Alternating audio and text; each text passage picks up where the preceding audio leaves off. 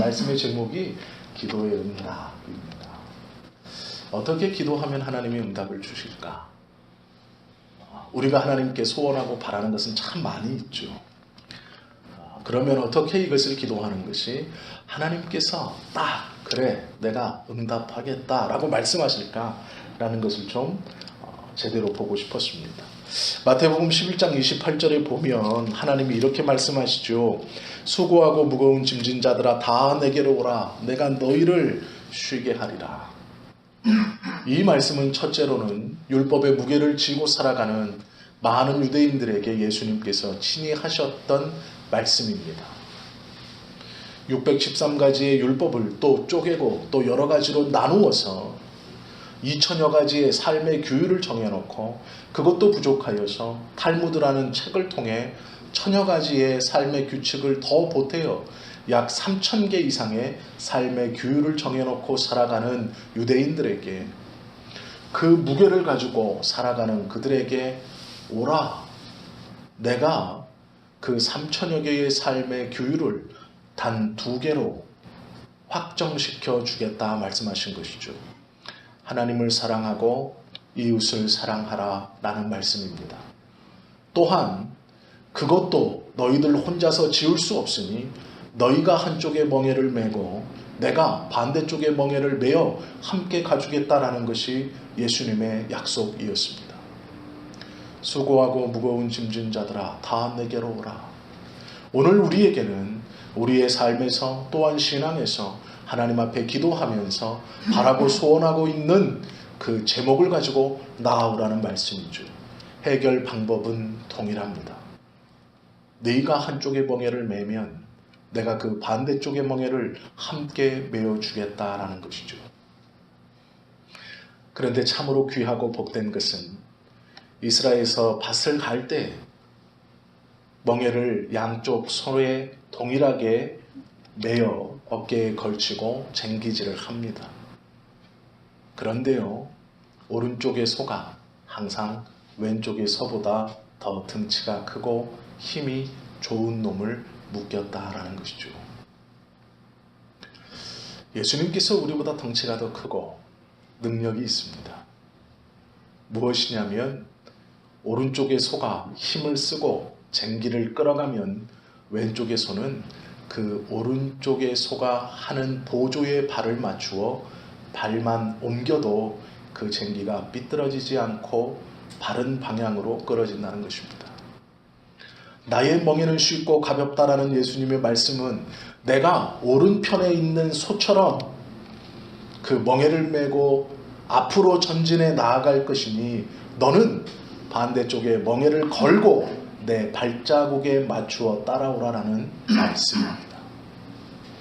유대인들이 이 말씀을 들었을 때에 그들은 놀라운 하나님의 위로와 응답과 예수님의 능력을 경험할 수 있었습니다. 그 말씀 자체가 얼마나 큰 위로인가를 알 수 있었죠. 오늘 우리에게는 그 말씀보다 더 귀한 말씀을 하나 더 주시죠. 그것이 7절입니다. 구하라 그리하면 너희에게 주실 것이요. 멍에를 메지 않아도 단순히 구하는 것만으로도 주시겠다라고 말씀합니다. 찾으라 그러면 찾을 것이다. 그 무거운 멍에를 반대쪽에 메어도 예수님과 보조를 맞추지 않고 가만히 서서 나에게 찾고 구하기만 해도 내가 그것을 너희에게 줄 것이다 말씀하고 있죠. 두드리기만 해도 열릴 것이다 말씀합니다. 이것이 예수 그리스도를 구세주로 받아들여 믿는 우리들에게 베풀어 주시는 우리 하나님의 놀라운 사랑의 모습입니다. 힘들게 멍에를 메고 떼양볕에서 예수님의 발걸음을 쫓아서 한 걸음 한 걸음 걸어가 그 오른편의 소처럼 우직하게 모든 멍에의 질고를 지고 걸어가시고 그 발자국만 쫓아서 가도 모든 것이 이루어질 것인데 하나님께서는 그 은혜보다 한 발 더 앞서서 찾고 두드리고 구하면 너희가 가질 수 있다라고 말씀해 주신다라는 것이죠. 단순히 하나님의 말씀을 성경에 기록된 문자대로만 믿고 있기에 우리가 기도하면서도 불안해하고 두려워하는 것입니다. 왜 내 기도에 응답이 없을까? 하나님께서 나에게 베풀어 주시는 사랑이 얼마나 큰지를 모르기 때문입니다. 멍에를 매는 것도 감사한 일인데 그것조차 할 기력이 없으니 단순히 말로 구하고 찾고 문을 두드리는 행위만으로도 너희에게 모든 것을 베풀어 줄 것이다 라는 것이 하나님의 약속이죠. 그럼 우리가 왜 구하는 것 같고 찾는 것 같고 두드리는 것 같은데 하나님의 응답을 받지 못할까요? 그것은 주시는 분에 대한 확신이 없기 때문입니다. 무엇을 달라고 해야 하는지를 명확하게 모르기 때문이죠. 기도는 명확한 목표와 목적이 있어야 합니다. 기도는 쉽게 3단계로 나누어집니다. 첫 번째는 내가 가지고 있는 문제를 단순하게 하나님께 아뢰는 겁니다. 그리고 두 번째는 그렇게 아뢰다 보면 무엇이 중요한지를 알게 됩니다. 여기까지 은혜를 받아도 너무나 귀한 것인데 세 번째는 꼭 필요한 것이 무엇이고 필요하지 않은 것이 무엇인지를 기도를 통해 정리하게 됩니다. 첫 번째는 자기가 원하는 것들을 하나님 앞에 하나하나 아뢰다 보면 그 기도의 제목 중 중요한 것과 그렇지 않은 것을 알게 되고 그것뿐 아니라 꼭 응답이 필요한 것과 그렇지 않은 것도 분별할 수 있게 된다라는 것이죠.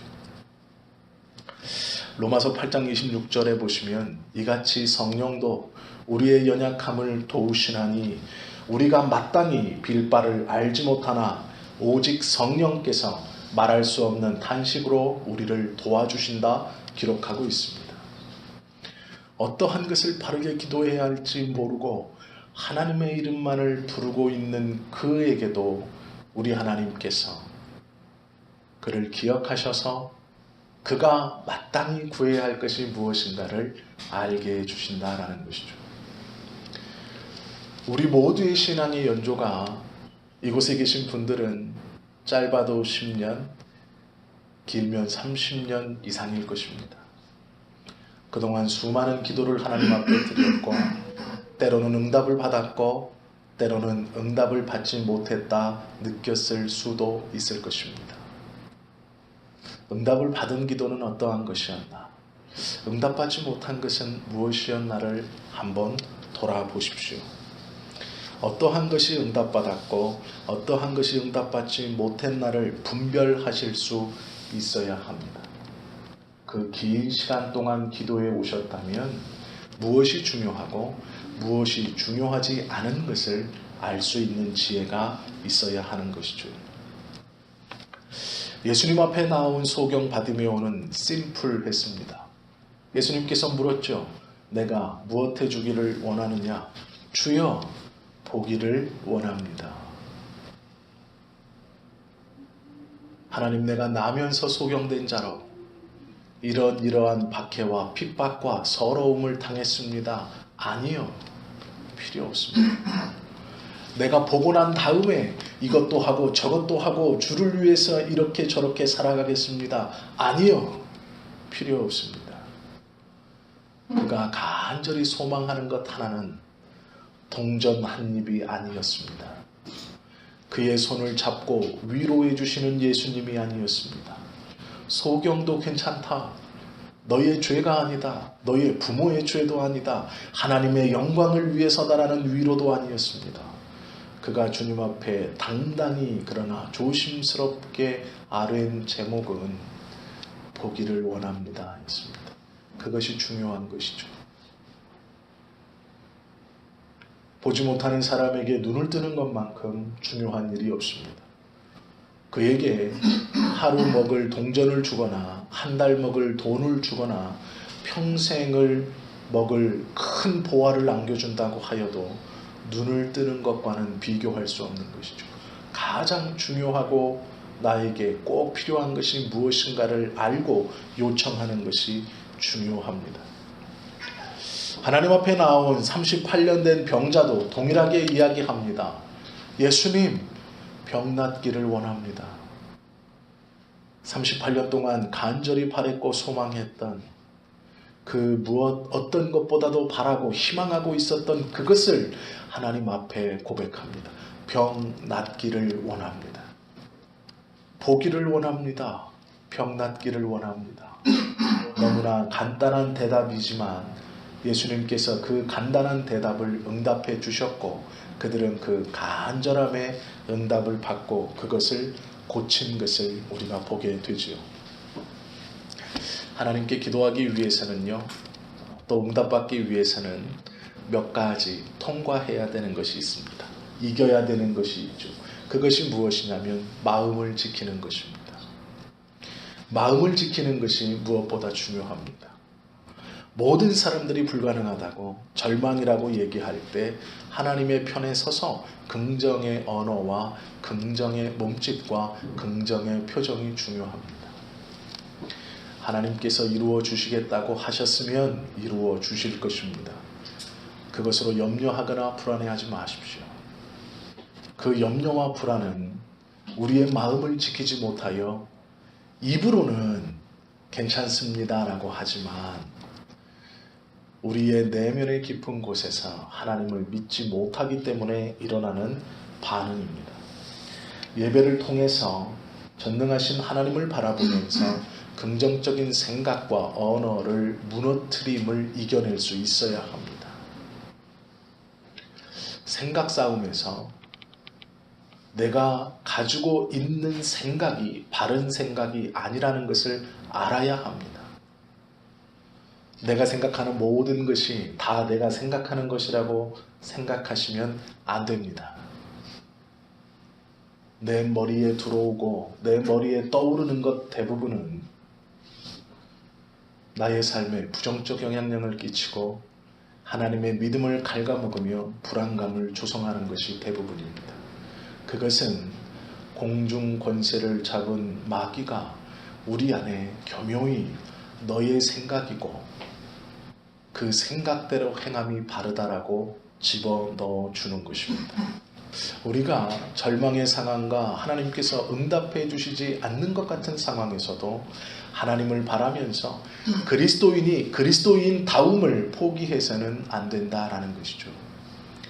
기도하기를 멈추거나 하나님에게 소망을 둔 마음을 거두거나 불안함과 되지 않을 거라는 마음이 우리를 집어삼키지 않도록 의지적으로 노력해야 한다라는 것입니다. 로마서 10장 9절에 보면 우리가 함께 수요일에 나누었던 말씀 중 한 말씀이 있습니다. 내가 만일 내 입으로 예수를 주로 시인하며 또 하나님께서 그를 죽은 자 가운데서 살리신 것을 내 마음에 믿으면 구원을 얻으리라 말씀하시는 것이죠. 시인하라 라는 말은 매우 중요한 말씀입니다. 이것은 단순히 내가 하나님을 믿습니다 라는 가벼운 말이 아닙니다. 우리가 수요일에 하이델베르크 요리문답을 하면서 그리스도인이 그리스도인 됨의 조건이 무엇인가를 함께 보았을 때 나누었던 말씀을 기억하실 거라 생각합니다. 이 당시 그리스도인은 안디옥 교회에서 처음 사용된 단어였습니다. 그런데 그 당시의 그리스도인들이라는 말은 유대인들과는 분리되어서 다르게 부르고 있는 말이었고 그 그리스도인이라는 말은 조롱과 수치의 이야기였습니다. 그리스도인이라는 것은 자랑스럽거나 내세울 만한 단어가 아니었습니다. 종과 노예와 이 땅에서는 아무런 소망이 없는 극빈층과 빈민층들이 이 땅에서 이룰 수 없는 어떠한 것을 하나님의 나라라는 보이지 않는 존재하지도 않는 저 나라의 헛된 소망을 품고 자신의 삶을 스스로 이겨내려고 하지 않고 그 처참한 삶 속에서 정신병자들처럼 보이지 않는 어떠한 세계에서 우리가 모두 평등할 거야. 내가 왕이 될 거야. 나는 신의 아들이 될 거야. 라고 헛꿈을 꾸며 살아가는 사람들이라는 뜻처럼 쓰였습니다. 그러기에 그리스도인이라는 것은 모욕이었고 조롱이었고 놀림이었습니다. 어떤 사람을 비아냥댈 때 이러는 것이죠. 너도 그리스도인 같다 라고 하면 그것이 모욕적인 말이었습니다. 그러면 상대방이 발끈하는 것이죠. 뭐라고? 내가 이 땅에서 가장 처절하고 아무런 소망 없는 삶을 살면서 그것을 이기기 위해 존재하지도 않는 뜬구름 잡는 나라를 꿈꾸고 이 땅에서의 삶이 너무 비참하니 그것을 도피하면서 그냥 그렇게 하루하루를 반 미쳐서 살아가는 사람들과 같다는 뜻이냐라고 받아들였다라는 것이죠.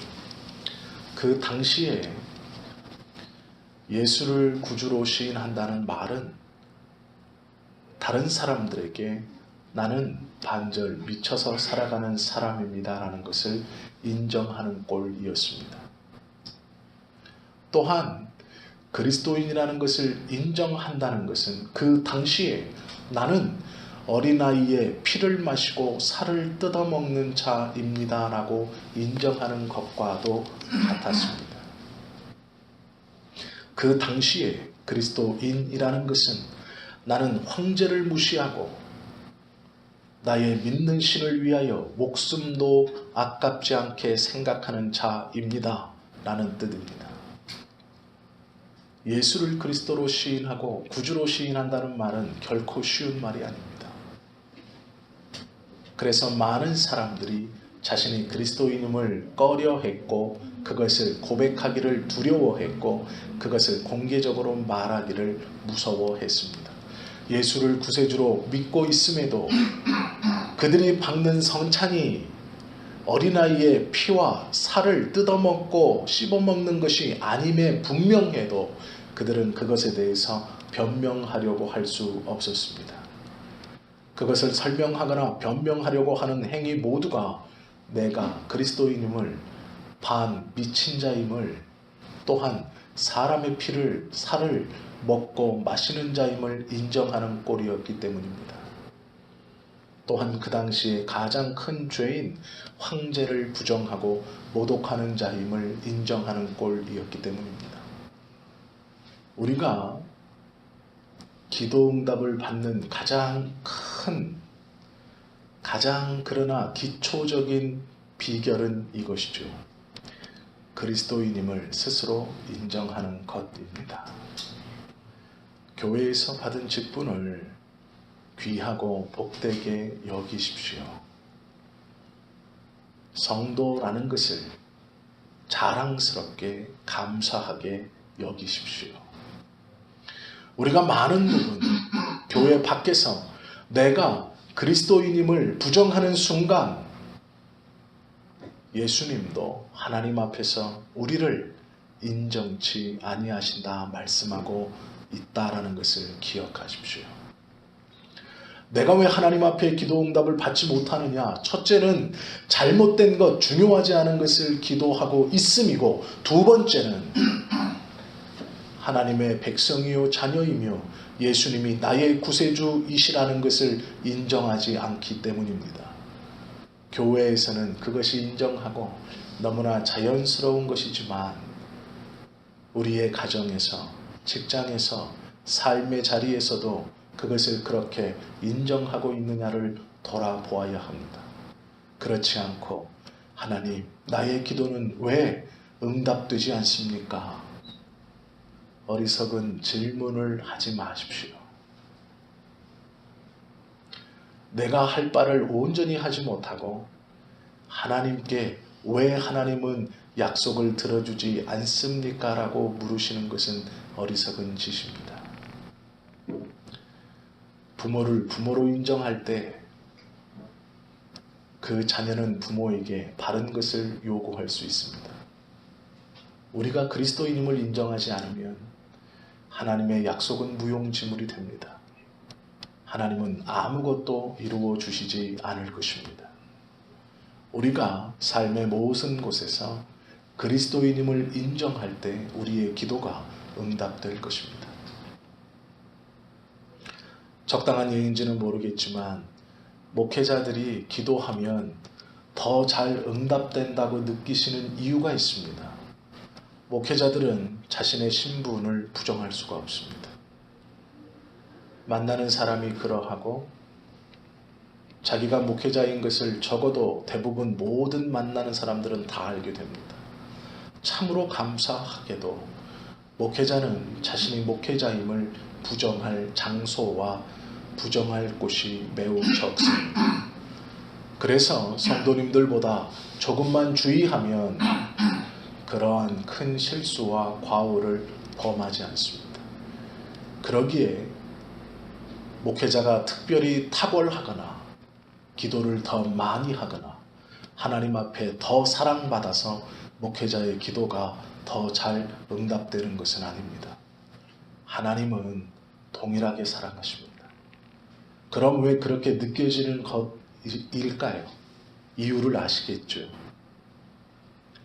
어쩌면 하나님께서 그렇게 은혜를 베풀어 주신 것일 수 있지만 제가 목회자로서 가만히 생각해 보면 예수님을 부인하고 내가 그리스도인이 아닌 것처럼 행할 수 있는 장소가 목회자에게는 극히 적습니다. 그것이 은혜라면 은혜이죠. 그것을 통해서 느끼시기에 목회자들의 기도가 더 잘 응답되는 것처럼 느끼시는 겁니다. 목사들은 특별한 사람이 아닙니다.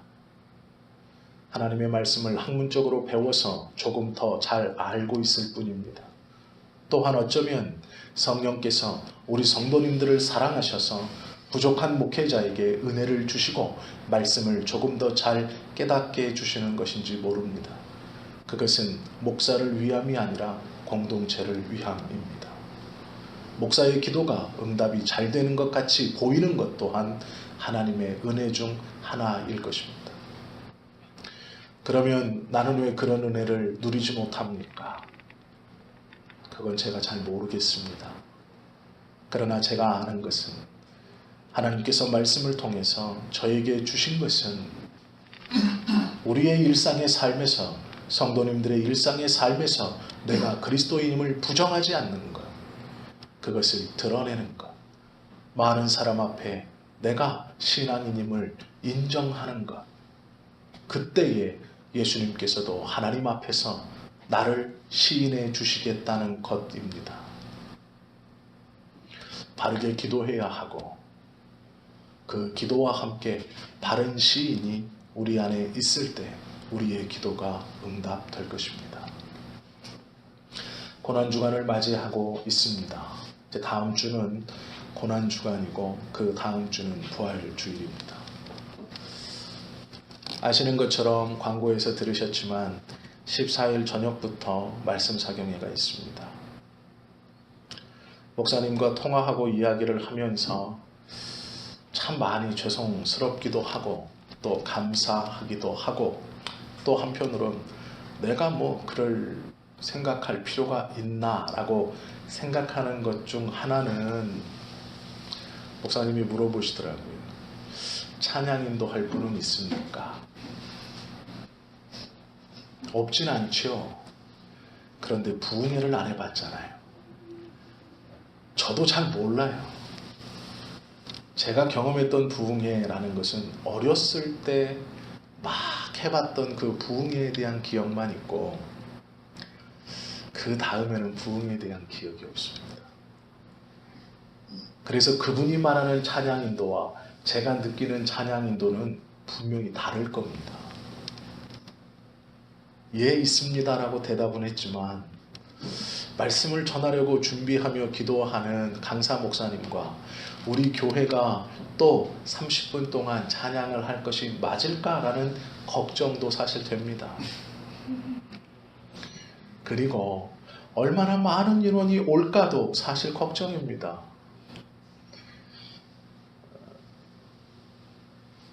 목사님은, 그 강사 목사님은 연합 집회에 나가시는 강사입니다. 지금 뭐냐면 대전시 성시와 운동본부 연합 집회, 충청남도 뭐 이런 것만 나가시는 분인데 먼저 이제 와주시겠다고 해서 너무 감사하지만 사실 인원에 대한 부담도 저는 가지고 있습니다. 그런데 한편으로는 내가 뭐 그것을 부끄러워해야 할 것은 아니지 않나? 라는 자존심도 세워보지만 걱정되는 것도 사실입니다.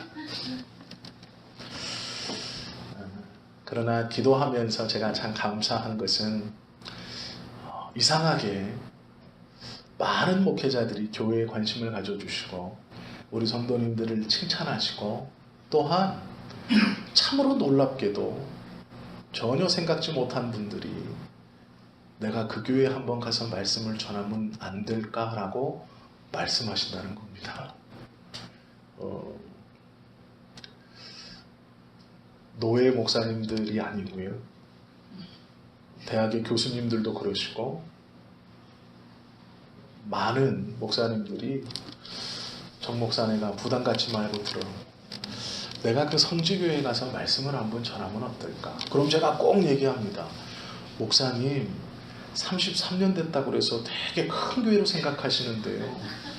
저희는 상가 3층에 있고요. 1년에 한 명씩 늘어서 30명입니다. 유머가 있어야 되잖아요, 목회자가. 그렇게 얘기하면 전혀 개의치 않으세요. 아니 내가 부담 주는 건 아니고 그냥 이상하게 정 목사하고 대화를 하다 보면 한번 교회가 꼭 가보고 싶대요. 그리고 말씀을 전하고 싶대요. 그런 마음이 너무 든대요. 제가요 설교를 부탁받은 목사님이 굉장히 많아요. 개척교회는 아니죠. 상가교회 목사치고 저처럼 거절하는 목사 몇 안 될 겁니다. 저는 거절해요. 제가 재요. 이 목사님은 영성이 떨어져 별로야. 제가 재요. 이 목사님 내 스타일 아니야. 근데 삼각교회 목사가 그러기 쉽지 않습니다. 정말입니다. 좀 와주십시오 해도 안 올라 그래요. 그래도 내가 스케일이 있는데 내가 어디 가서 한번 설교하면은 이런데 내가 상각하겠나? 이렇게 말씀하시는 분이 대부분이에요. 참 감사하게도 제 주변에 그런 목사님이 없다는 게 너무 감사합니다. 그런데 정말로 많은 목사님들이 오고 계세요. 오려고 하고 계세요. 저 너무 감사합니다. 제가 모르는 대화를 하다 보면 그런 말씀을 해주시고 아무것도 준비 안 해도 돼. 어떤 목사님 그러세요.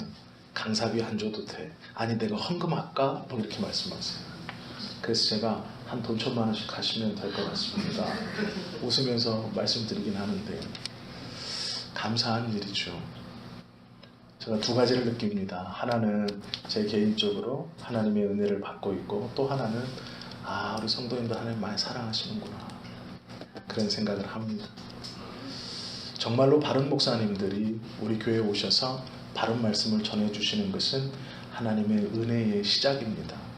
교회는요 말씀이 풍성해야 됩니다. 말씀이 일어나야 됩니다. 그 말씀의 위로를 받고 그 말씀으로 힘을 얻을 수 있어야 됩니다. 하나님께서 설교자들을 막 보내주시는 것은 이제 우리 교회가 은혜 받을 준비가 끝났다는 것입니다. 이때에 우리가 바른 믿음으로 바르게 성장해야 합니다. 이것들을 감사함으로 받고 또한 그 안에서 은혜를 붙들고 하나님께서 이루어 주실 부흥을 꿈꾸고 나아갈 수 있어야 합니다. 하나님의 때와 그 때를 잘 구별하여서 우리가 붙들고 기도할 수 있어야 합니다. 오랜 시간 기도하셨고 하나님께서 이제 때가 되심에 부어주시는 것이라 저는 확신합니다. 그러기에 걱정하지 마십시오. 우리 성도님들도 오늘 말씀을 꼭 기억하시고 또한 하나님께서 우리 교회를 통하여 부어주실 놀라운 은혜들을 기대해 주십시오. 개인적인 이야기에서 좀 한 가지만 더 말씀드릴까요? 다 아시는 것처럼 저는 9년 동안 중국에 있었습니다. 목사 안수를 받고 4개월 만에 중국에 갔습니다. 31살. 그리고 한국과는 완전히 관계를 끊은 것과 진배 없었습니다. 왜 그러냐면 9년의 시간 동안 노회를 한 번도 참석해 본 적이 없고 노회장님이 9번 바뀔 동안 한 번도 찾아가 본 적이 없습니다. 그런데 제가 한성노회에 와서 임명을 한 지 1년밖에 되지 않았습니다. 놀랍게도 1년밖에 안 된 목사가 직함이 2개입니다. 그런데 목사님들이 한결같이 뭐라 하는지 아십니까? 정 목사 북부시찰 서기 좀 해. 목사님 저 1년 됐습니다. 어? 1년밖에 안 됐어? 그런데 한 10년 본 것 같지? 그래도 결정 난 거니까 해. 직전 노회장님이 오셨어요. 정 목사, 노회장에서 물러나면 목사회 회장이 당연직인데 서기를 부탁할 사람이 없네. 정 목사가 해. 목사님, 저 목사회비 딱 한 번 내봤습니다. 어? 한 번 냈어? 그런데 왜 오래 본 것 같지? 그래도 마음하고 기도했으니까 해. 네. 지금 직함이 2개예요. 1년밖에 안 됐는데. 노회 참석하는 목사 중 제가 제일 어립니다. 그런데 하나같이 뭐라 그러신지 아십니까? 왜 이렇게 오래 본 것 같지? 말씀하세요. 절 오래 봤을까요? 아니에요. 교회를 오래 본 겁니다. 성지교회를 오래 보신 거예요. 목사는 오래 보지 않았어요. 그런데 제 이름 앞에 붙어있는 정현진 앞에 붙어있는 성지교회를 오래 보신 거예요. 그래서 제가 감사했어요. 하나님이 이제 부흥을 허락하시려고 이런 일을 행하시는구나 하는 확신이 있습니다. 함께 붙들고 나아가실 수 있기를 바랍니다. 귀한 은혜가 우리 성지교회에 또 우리 성도님들에게 넘칠 수 있기를 예수님의 이름으로 축원합니다. 기도하시겠습니다.